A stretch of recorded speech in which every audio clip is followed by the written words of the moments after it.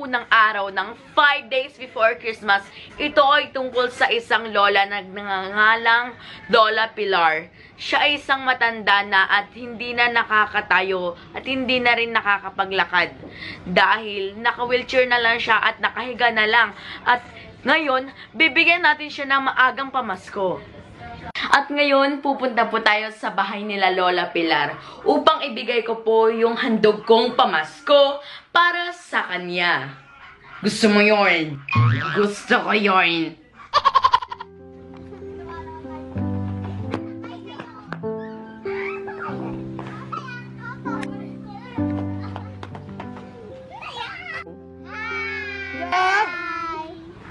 Nandito po tayo ngayon sa bahay ni Lola. Tara, pasok po tayo.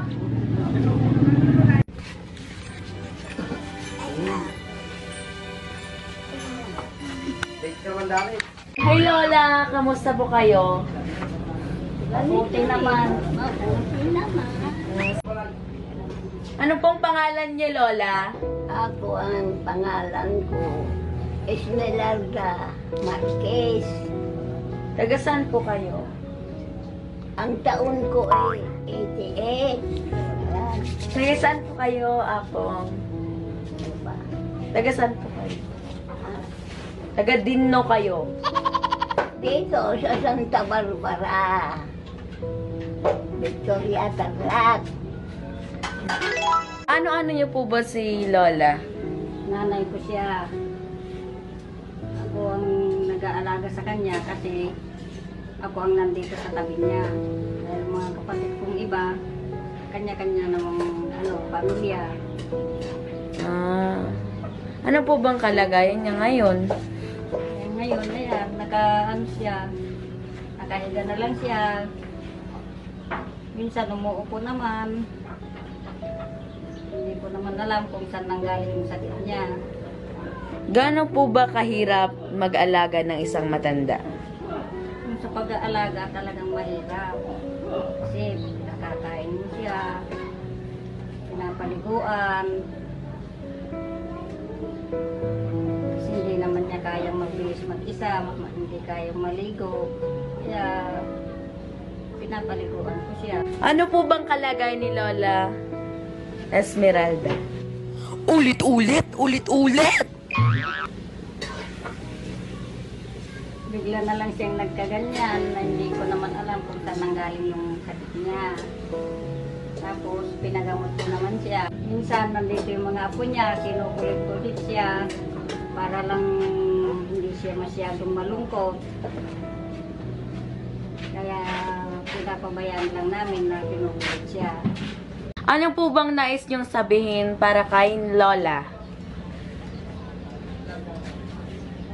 Gusto ko lang naman sabihin sa kanya yung kahit na ganyan siya, kahit na matanda na siya, hindi pa kami iniwan na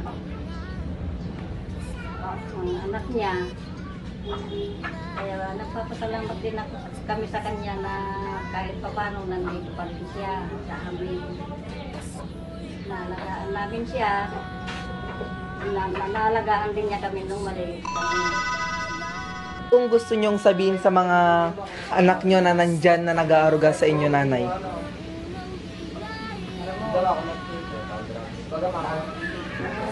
Nagpapasalamat ako sa mga anak ko nag-aalaga sa akin. Magpapakain, magpapaligo.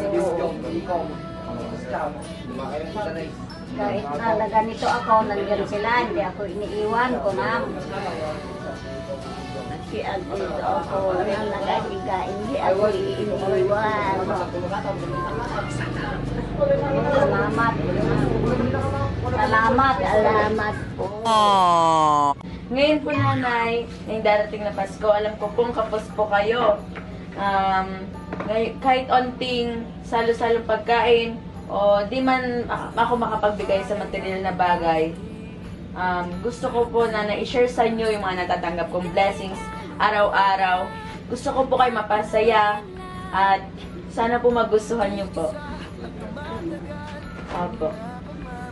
Ngayon po, Lola, meron po akong onting sorpresa para sa inyo dahil kayo po yung napili ko upang bigyan ko ng mga maagang pamasko sa aking 5 days before Christmas.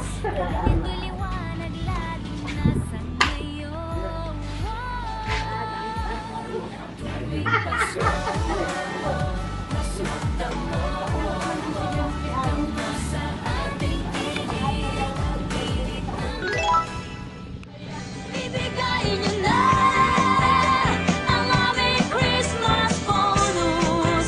Pati na ang curtains. Ayan po, Lola, kahit onti lang po yan. Sana po magustuhan nyo. Magpapasalamat ako at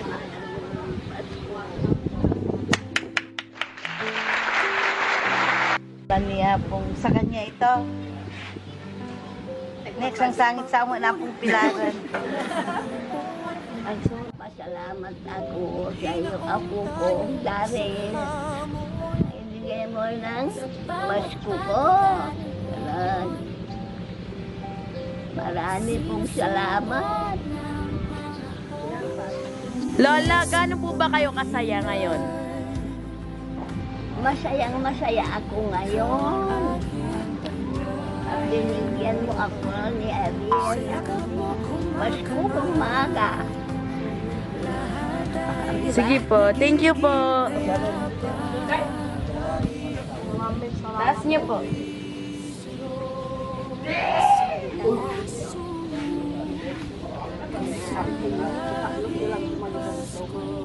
Thank you po, Apo. Salamat po ako.